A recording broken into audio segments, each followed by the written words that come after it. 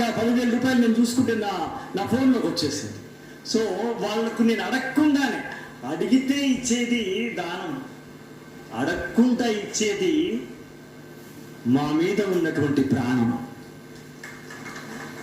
వివిధ పత్రికలలో నాన్న వ్యాసాలు రాసిన తిరునగర శ్రీనివాస్ గారు, క్షేత్రపాల్ రెడ్డి గారు, రామోజీ హరిగోపాలు, ములక సురేష్, భూపతి వెంకటేశ్వర్లు, నందిరాజు రాధాకృష్ణ, క్షేత్రపాల్ రెడ్డి, ఈ69 న్యూస్, ఇలా నాన్న జీవితం సాహిత్యం ప్రింటింగ్ చేసినటువంటి నవ తెలంగాణ ఆనందచారి గారికి, అడుగు పత్రిక మార్గం లక్ష్మణ గారికి, అలాగే మమత గారు ఆమె వ్యాసం రాసింది, అలాగే మిరియాల లలిత, అలాగే పోచం సుజాత ఒక పాట రాసింది, సుద్దాల రవి సుద్దాల సింహ గర్జన అనేటువంటి ఒక కవిత రాసినాడు.